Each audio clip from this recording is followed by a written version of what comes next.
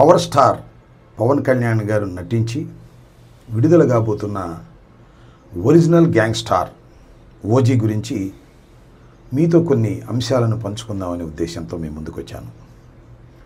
ఇప్పుడు రాష్ట్రంలో సినిమా అభిమానులు అదేవిధంగా రాజకీయ అభిమానులు కూడా ఓజీ విజయవంతం అవుతుందా లేదా అనే దానికోసం ఎదురు చూస్తున్నారు. దానికి ప్రధానమైన కారణం రాష్ట్ర ఉప ముఖ్యమంత్రి పవన్ కళ్యాణ్ గారు నటించినటువంటి చిత్రం కావటం. దానితో పాటు ఇంతకుముందు రిలీజ్ అయినటువంటి 2 చిత్రాలు, అది బ్రో కానివ్వండి, హరిహర వీరమల్లు కానివ్వండి, అనుకున్నంత విజయాన్ని సాధించలేకపోవడం వల్ల ఈ ఒరిజినల్ గ్యాంగ్స్టార్ చాలా ప్రతిష్టాత్మకంగా తీస్తున్నటువంటి చిత్రం కాబట్టి ఇది ఏ విధంగా ఆడుతుంది అనేది అందరిలోనూ చిన్న ఉత్కంఠత ఉంది.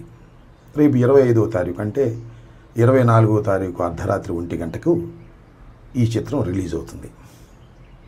ఈ చిత్రం నాకున్న అవగాహన మేరకు, నాకున్న పరిజ్ఞానం మేరకు ఖచ్చితంగా హిట్ అవుతుందని నేను అనుకుంటున్నాను.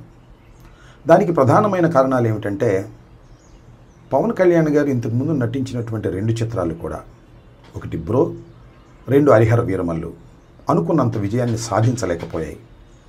కాబట్టి ఈ సినిమా ఖచ్చితంగా విజయం సాధించాలనే కసితో పవన్ కళ్యాణ్ గారు పనిచేసి ఉంటారనేది నా అభిప్రాయం.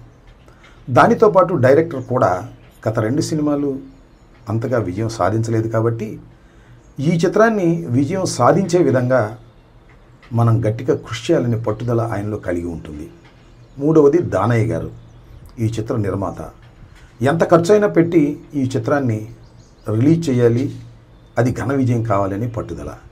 ఈ పట్టుదల మధ్యన జరిగినటువంటి ఈ చిత్ర షూటింగ్ వల్ల కొంత మెరుగైనటువంటి ఫలితాలు వస్తాయని, ఖచ్చితంగా ఈ సినిమా అన్ని జాగ్రత్తలు తీసుకుని ఉంటారని నేను భావిస్తున్నాను. ఆ నమ్మకంతోనే ఈ సినిమా విజయవంతమవుతుందని నేను భావిస్తున్నాను. హరిహర వీరమల్లు చాలా హడావుడిగా తీశారు. అనుకున్న స్థాయిలో చివర్లో గ్రాఫిక్స్ కూడా సరిగా చేయలేకపోయారు. అసలు హరిహర వీరమల్లు విడుదలైతే చాలు అనేటువంటి పద్ధతుల్లో జరిగినటువంటి సినిమా షూటింగ్ అది. ఇదేమో పవన్ కళ్యాణ్ గారు తన రాష్ట్ర బాధ్యతల్ని, ఉప ముఖ్యమంత్రి బాధ్యతలను కూడా పక్కన పెట్టి దీని మీద కాన్సన్ట్రేట్ చేశారు కాబట్టి ఇది విజయవంతం ఖచ్చితంగా అవుతుందనేది నాకున్న అభిప్రాయం. అవ్వాలనేది కూడా నా కోరిక. ఎందుకంటే సినిమాలు, పవన్ కళ్యాణ్ గారు నటించినటువంటి సినిమాలు విజయవంతం కాకూడదని కోరుకోవాల్సిన అవసరం మాకు లేదు. రాజకీయంగా ఆయన మీద మాకు ప్రత్యర్థి కాబట్టి మాకు కొన్ని విమర్శలు ఉంటాయి కాబట్టి విమర్శలు చేస్తాం, అవి కూడా సద్విమర్శలే చేస్తాం. ఇక్కడ కూడా నేను ఒక విమర్శ చేయాలని అనుకుంటున్నాను. అదేమిటంటే, పవన్ కళ్యాణ్ గారు అపోజిషన్లో ఉన్నప్పుడు, మేము అధికారంలో ఉన్నప్పుడు, అంతకు ముందు కూడా తెలుగుదేశం అధికారంలో ఉన్నప్పుడు కూడా చాలా విషయాలు మాట్లాడారు. అవినీతి గురించి మాట్లాడారు, అక్రమాల గురించి మాట్లాడారు. నేను ఇవాళ మనవి చేస్తున్నా, పవన్ కళ్యాణ్ గారు మీరు ఉప ముఖ్యమంత్రిగా ఉన్నప్పుడు మీరు నటించినటువంటి చిత్రం రిలీజ్ రోజున 1000 రూపాయలు మీరు టికెట్ పెట్టారే, ఇది అవినీతి కాదా? ఇది అధికార దుర్వినియోగం కాదా అనేది నా ప్రశ్న. సరే, దులపరించుకుపోతానంటే నేను చేయగలిగింది ఏమీ లేదు. పవన్ కళ్యాణ్ గారు అపోజిషన్లో ఉన్నప్పుడు లేదా ముఖ్యమంత్రిగా కానప్పుడు, ఉప ముఖ్యమంత్రి కానప్పుడు చాలా విషయాలు చెప్పారు, నీతి గురించి, అవినీతి గురించి.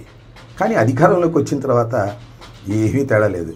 తెలుగుదేశం ఎంత అవినీతికరమైన రాజకీయ పార్టీనో, నేను కూడా దాంతో పోటీపడి అవినీతి చేసుకునేటటువంటి వ్యక్తిని అనేటువంటి భావన కలిగే విధంగా రాష్ట్ర ప్రజానీకానికి మీరు కలిగిస్తున్నారు. 1000 రూపాయలు టికెట్ పెట్టి మీ సినిమాను రిలీజ్ చేసుకోవటం అంటే ఎంత స్వార్థపూరితమైనటువంటి అంశం అండి, నాకు తెలియకడుగుతాను. మీరు ఇవాళ చాలా విషయాల గురించి మాట్లాడుతున్నారు, నీతి గురించి మాట్లాడుతున్నారు.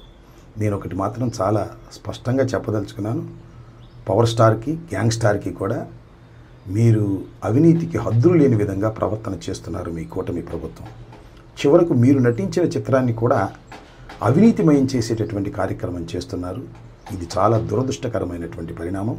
మీరెవరికి నీతులు చెప్పినా అది సమంజసంగా ఉండదనే విషయాన్ని మీరు ఇప్పుడైనా గమనించాలని కోరుకుంటూ, మీ గ్యాంగ్స్టార్ అద్భుతమైన విజయాన్ని సాధించాలని, దానయ్య గారికి అద్భుతమైన దండిగా డబ్బులు రావాలని, మీరు సినిమా హీరోగా పేరు ప్రఖ్యాతి